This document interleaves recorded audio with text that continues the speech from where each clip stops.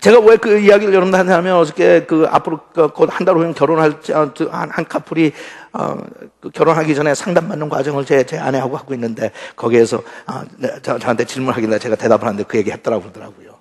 그게 우리 남편이 부부 생활 가운데 거듭난 날이라고.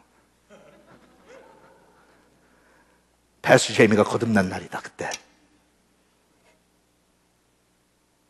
여러분, 그래서 제가 왜 이렇게 싸워준 줄 아세요? 저는 안 싸우고 살아요. 아시겠어요? 제 아내를 위해서 싸워줬어요. 아내는 그게 아니니까 하고 싶은 얘기 좀 하고 싶거든. 그 남편이 혼자 잘난 척하고 그냥 묵묵하게 밖에 나갔다 들어오면 문제 해결됐다고 그러고 같이 기도하자. 그 남자가 한다는 소리가 그냥 나 용서해 여보, 잘못했다. 그러니까 아내는 해결이 안 되는 거예요. 이게 화가 나 있는데 그냥 와서 잘못했다니까 이걸 용서를 안 해줄 수도 없고. 그래서 그런 거예요. 나 여보, 당신이 정말 피차 우리 가서 살면서 날 동정하면, if you want to be sympathetic, 정말 당신한테 내가 소중한 사람이고 내가 지금 열받기 때문에 이 문제를 해결하려면 대화가 필요하다는 걸 if you understand it, could you do what I'm asking you to do? 내가 하는 거 부탁하는 거 좀 하겠느냐고. 싸우자. 그래서 그때부터 제가 자유함을 받고 싸운다니까요. 그게 제가 거룩해진 거예요, 여러분. 아시겠어요?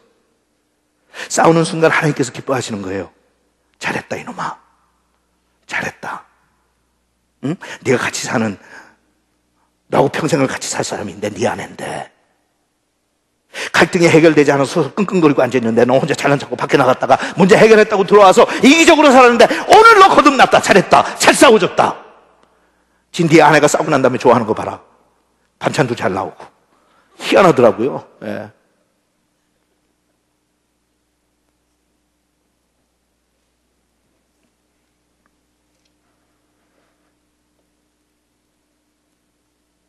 If you love life,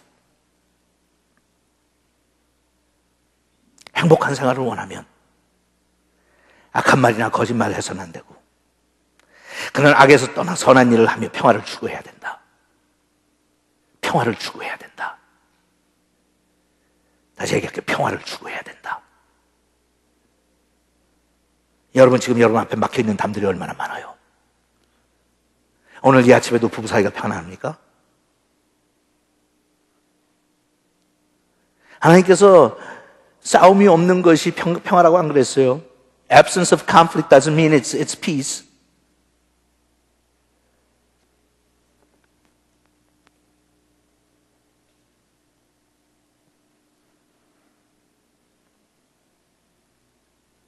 악에서 떠나 선한 일을 하며 평화를 추구해야 된다. 이것도 정말 여러분들한테 강조하고 싶어요. 시간이 없어 그냥 넘어갑니다. 하나님한테는 화목이 얼마나 중요한지 몰라요. reconcile 해라. reconcile 해라. 선교사님 부부가 선교지에 나가서 죽자고 고생을 하더라도 두 사람 사이에 화목이 없으면 하나님께서는 괴로워하세요. 차라리 가질 말지, 차라리 선교사가 되질 말지, 차라리 목사가 되질 말지. 하나님 앞에 예물을 바치기 위해서 왔다가도 형제의 원망 들을 만한 일이 생각나거든 거기다 놓고 먼저 가서 화해하고 그리고 돌아와. 그게 거룩한 삶이야. 주는 의로운 사람에게 눈을 돌리시고 그들의 기도에 귀를 기울이시지만 악을 행하는 사람들은 대적하십니다. 나중에 항상 또 나오기 때문에 그때 다루죠. 하나님께서 대적하십니다. He will oppose you. He will oppose you. 하나님이 여러분들을 대적하시면 좋을 게 하나도 없죠. 하나님께서 우리를 대적하십니다. 자, 13절, 여러분이 열심으로 선한 일을 한다면 누가 해치겠습니까? 그러나 옳은 일을 위해 고난을 받는다면 여러분은 행복한 사람입니다. 그러므로 사람들이 협박을 하더라도 겁내거나 무서워하지 말고 마음의 주님이신 그리스도를 거룩하게 모십시오. 마음의 주님이신 그리스도를 거룩하게 모십시오.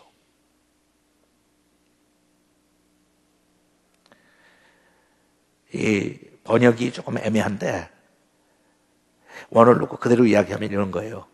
하나님을 거룩하게 하는 것은 여러분들의 마음을 깨끗하게 하는 겁니다. 이 원어를 그대로 보면 이렇게 얘기했어요. Sanctify the Lord. 그리스도를 거룩하게 하라. 말이 안 되는 표현이죠. 우리가 어떻게 하나님을 거룩하게 해요? We can't sanctify. 하나님이 이미 거룩하신 분인데 What do you mean sanctify the Lord?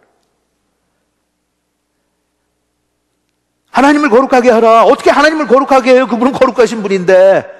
그리고 우리는 만지는 것마다 생각하는 것마다 불경한 사람들인데 우리가 어떻게 하나님을 거룩하게 해요? 내 자신도 거룩하게 못하는데 I can't even sanctify myself. 하나님을 거룩하게 하라 원어에 보면. 그러니까 그거 가지고 번역하는 사람들이 굉장히 고민을 해요. 이거 어떻게 번역해야 될지 모르겠어요. What do you mean sanctify the Lord? 근데 제가 생각할 땐 그냥 그대로 나온 대로 우리가 해석하면 제일 편한 것 같아요. Sanctify the Lord. 어떻게 우리가 하나님을 거룩하게 해요? 너의 마음속에 예수 그리스도를 주로 모심으로써 Sanctify your heart. 이것도 오늘 중요한 주제 중에 하나인데 결론 내린 부분으로 생각하고 우리 넘어가 있어요.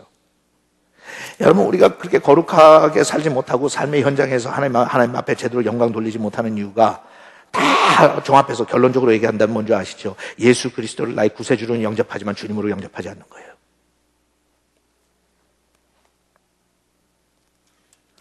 주님의 주권을 인정하지 않는 거예요.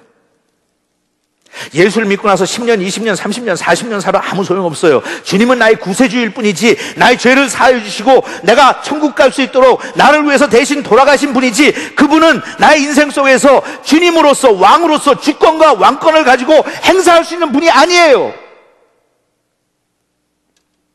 근데 그렇게 행사할 수 있도록 해드려야 하나님께서 거룩해지신다는 거예요. Sanctify the Lord. 우리가 하나님 앞에 나와 거룩하게 어떻게 살 수 있느냐? 어떻게 그분을 영화롭게 할 수 있느냐? 정말 처음에 주님께서 가르쳐 주신 기도에 주기도문에 처음에 나오듯이 하늘에 계신 나의 아버지 그 이름이 영화롭게 되길 원한다고 Hallowed be thy name, sanctify your name 한데 어떻게 하면 그렇게 하느냐고, 어떻게 내가 그렇게 살 수 있느냐고 하나님께서 그러시는 거예요. Set your heart, 네 마음속에 그리스도를 주님으로 고백하고 모시라고. You belong to God 100%. 그러면 하나님의 이름을 거룩하게 하는 것이고 그게 주님을 거룩하게 하는 것이고 그게 하나님을 영화롭게 하는 것이고 그게 하나님을 찬양하는 것이고.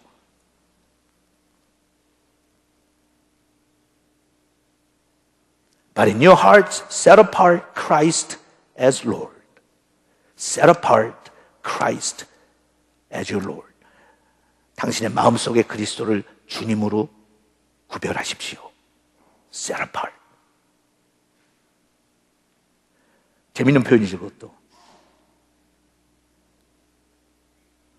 재밌는 표현이죠. 하나님께서 우리를 거룩하게 구별하셨어요. 이제 하나님께서 그러세요. 나도 거룩하게 구별해다오.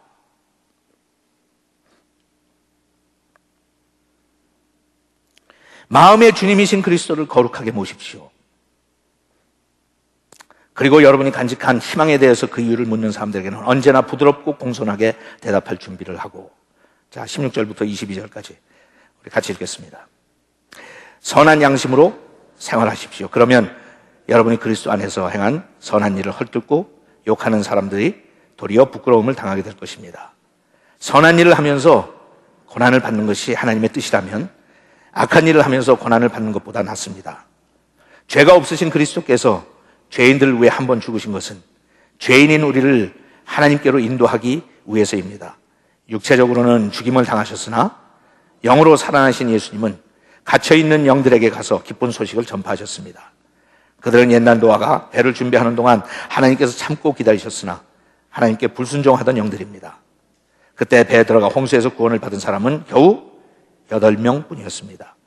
이 물은 예수 그리스도의 부활을 통해서 여러분을 구원하는 세례를 상징합니다. 이 세례는 몸에 더러운 것을 없애버리는 것이 아니라 오직 선한 양심이 하나님을 향해 찾아가는 것입니다.